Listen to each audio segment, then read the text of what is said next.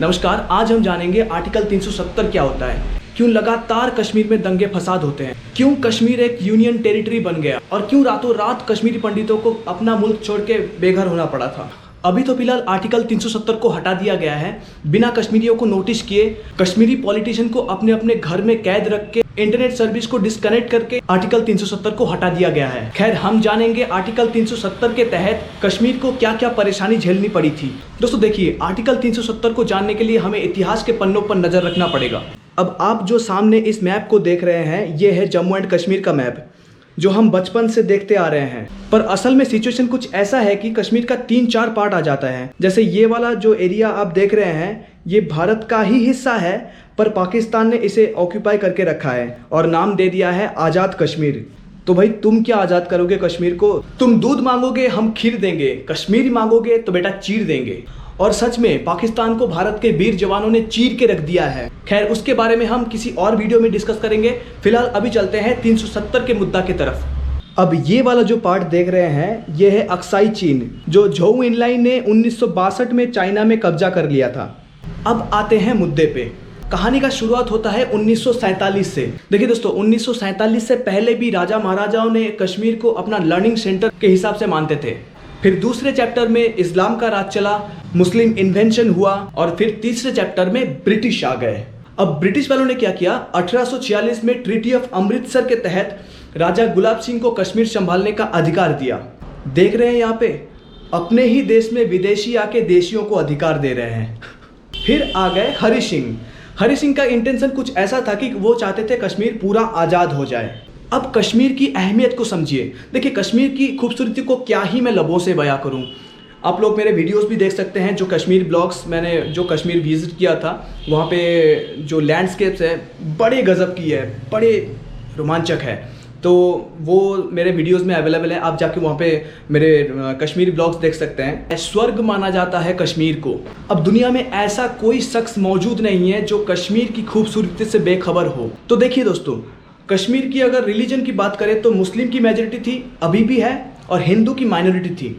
अगर रेशियो में हिसाब करें तो 80-20, 80% मुस्लिम और 20% हिंदू, सिख, ईसाई जो भी है। अब देखिए दोस्तों, हिस्ट्री में जितने भी ब्रूटल वार हुए हैं, जैसे ज्यूज होलोकॉस्ट, बांग्लादेश का गेरिला, इनमें आप एक चीज़ कॉमन देखने को मिलेगा कि जो मेजर रिलीजन के लोग होते हैं वो माइनर रिलीजन के लोगों को सहन नहीं कर पाते। और ऊपर से कश्मीर की हिंदू या फिर कश्मीरी पंडित्स, ये फाइनेंशियली एंड एजुकेशनली बहुत ही स्ट्रांग थे।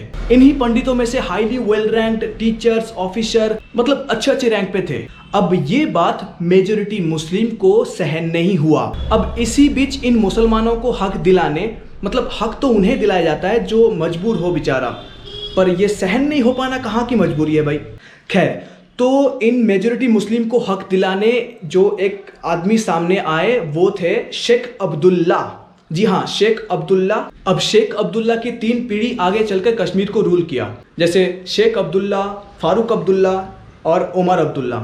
ये नाते पोते बेटे हैं। देखिए, इन्होंने तो बस रूल किया था कश्मीर को। पर अगर 370 की जन्मदाता की बात करें तो 4 लोगों का नाम सामने आता है, जिनमें से पहला farmer India prime minister Jawaharlal Nehru, दूसरा मोहम्मद अली जिन्ना, तीसरा राजा हरि सिंह और चौथा शेख अब्दुल्ला।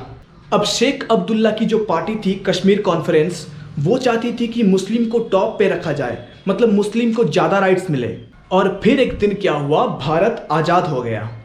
और जब भारत आज़ाद हुआ तो भारत नहीं था, बल्कि ये 562 छोटे छोटे स्टेट्स थे, जिनको 3 मौका दिया गया। 1, आप पाकिस्तान के साथ चले जाओ, 2, आप इंडिया के साथ चले आओ, और तीसरा, आप खुद का एक कंट्री बना लो। तो इंस्ट्रूमेंट ऑफ एक्सेशन के तहत बाकी सारे स्टेट्स इंडिया में आ गए और एक यूनिटी ऑफ इंडिया बनी, सिवाय कश्मीर के, क्योंकि कश्मीर के राजा हरि सिंह चाहते थे कि कश्मीर आज़ाद रहे। तो नया दौर था, रिसेंटली आज़ादी मिली थी, और इसी बीच राजा हरि सिंह कुछ रोक टोक डिसीजन ले नहीं पा रहे थे, इसलिए उन्होंने स्टैंड स्टिल एग्रीमेंट पे साइन किया। दोस्तों, स्टैंड स्टिल एग्रीमेंट का मतलब होता है कि हमें सोचने का एक्सटेंस मौका दिया जाए कि हम आज़ाद रहें या फिर इंडिया या पाकिस्तान के साथ आ जाएं। इसका मतलब ये भी था कि अगर कोई कंट्री हम पे पहले हमला करती है, मतलब मान लो अगर इंडिया पहले हमला किया तो वो पाकिस्तान के साथ चला जाएगा।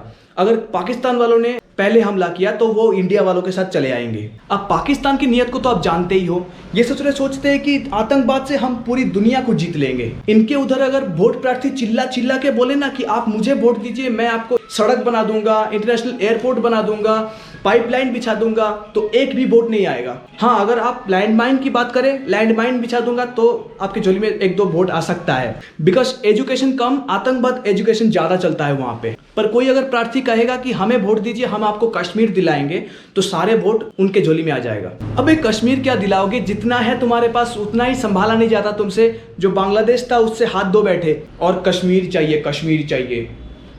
तो मुद्दे पे आते हैं। कश्मीर ने स्टैंड स्टिल पे साइन करने के बाद अक्टूबर 1947 मतलब आज़ादी के 2 महीने के बाद पाकिस्तान ने अपना अंजाम दे दिया। मोहम्मद अली जिन्ना जो थे वो कहे मुजाहिदीनों को, जाओ कश्मीर पे टूट पड़ो। और फिर होता है क्रूरता का शुरुआत।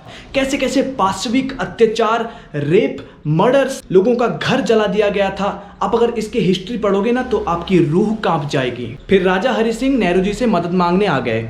बहुत फुदक रहे थे ना, आज़ाद रहेंगे, आज़ाद रहेंगे, अब रह लो आज़ाद। तो नेहरू जी ने कहा कि हम आपको एक ही शर्त पे मदद कर सकते हैं, अगर आप इंस्ट्रूमेंट ऑफ एक्सेशन पे साइन करके इंडिया के साथ आ जाते हैं।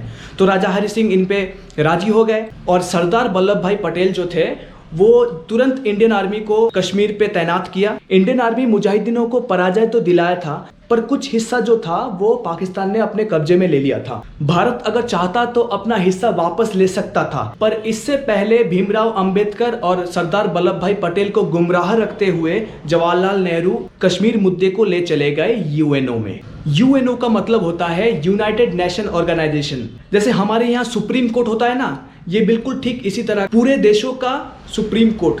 अब आपको तो पता है कि कोर्ट में अगर कोई मुद्दा जाता है तो वो उम्र भर लटक जाता है। ये भी ठीक ऐसा ही हुआ। अगर हम चाहते तो पूरे कश्मीर को इंडिया के साथ मिला सकते थे, पर यूएनओ में केस जाने के बाद अगर खुद कश्मीर कहेगा ना कि हम इंडिया में शामिल हो जाएंगे तो भी नहीं हो सकते। तब यूएनओ में दोनों देशों का पलड़ा भारी था, एक अमेरिका और एक ब्रिटेन। अब यूएनओ चाहता था कि ये जो कश्मीर का इलाका है ये डिस्प्यूट रहे, क्योंकि अगर डिस्प्यूट रहेगा तो ही वहां पे यूएनओ अपना हक जमा पाएगा। अब यूएनओ क्यों चाहता था कि कश्मीर पे उनका हक जमा रहे, तो गौर से देखिए, ये रहा कश्मीर और इसके अगल बगल देखे तो ये रहा चाइना, अफगानिस्तान और ये रहा कुत्ता ही तो है, झूठ नहीं बोल रहा हूँ मैं, आप मैप देख लो। और इधर रहा नेपाल, ऊपर यूएसएसआर भी है, नीचे भारत।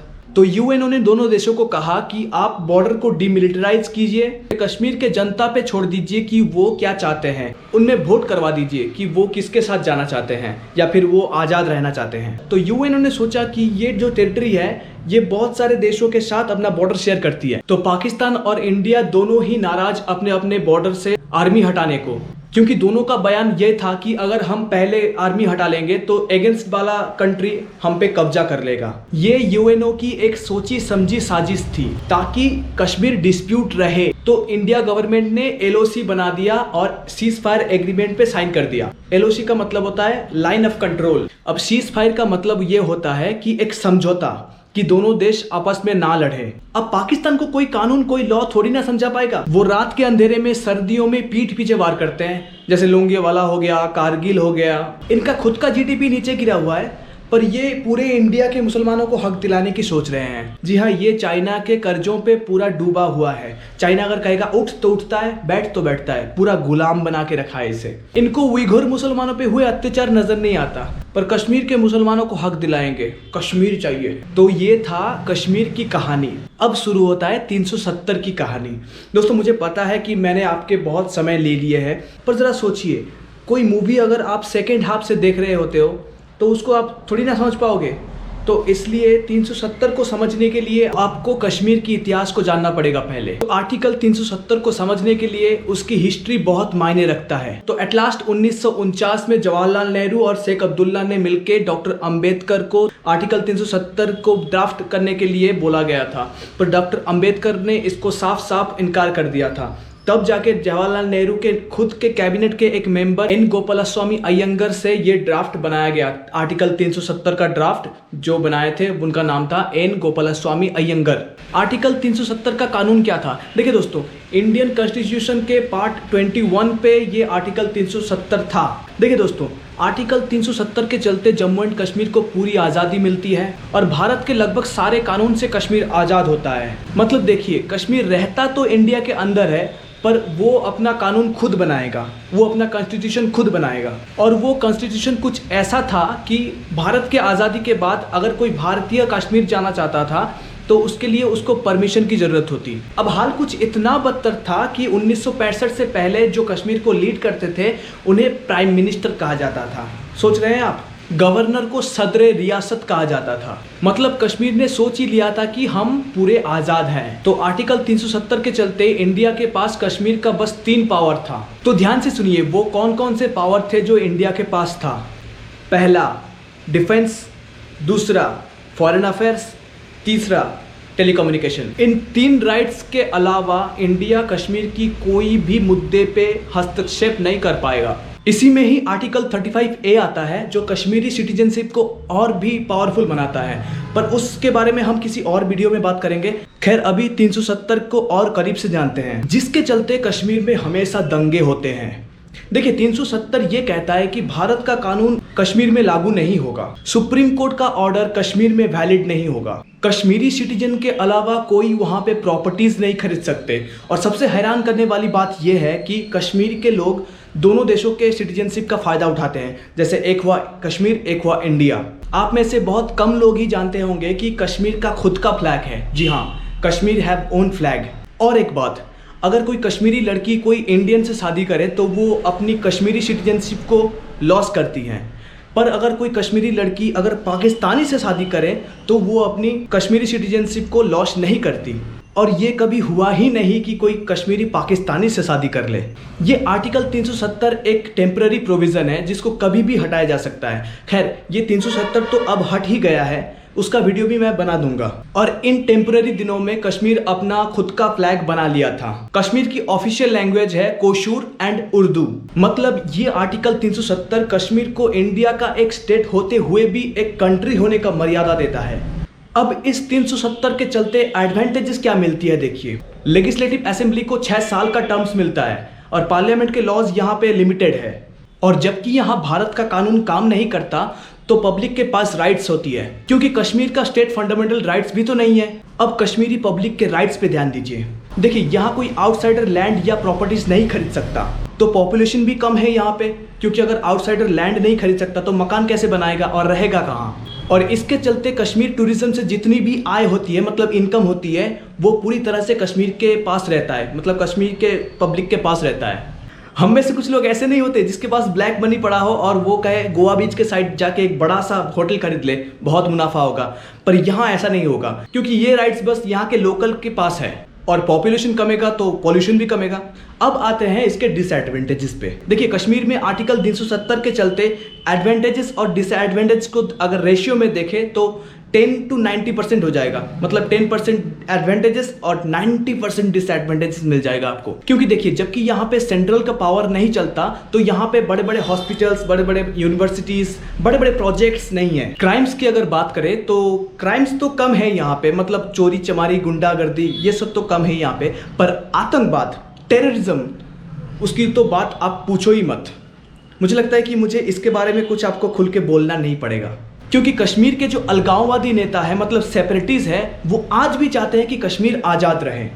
और एक बड़ा डिसएडवांटेजेस इसके पीछे काम करता है अनएम्प्लॉयमेंट। जी हाँ, ये टेररिज्म का सबसे बड़ा कारण है अनएम्प्लॉयमेंट। देखिए दोस्तों, कश्मीर की अगर जीडीपी की बात करें तो इसका 80% इनकम टूरिज्म से आता है। और जबकि यहाँ पे सेंट्रल का पावर नहीं है तो बड़े बड़े हॉस्पिटल्स, बड़े बड़े यूनिवर्सिटीज़ भी नहीं है जहाँ पे ये लोकल्स काम कर सके।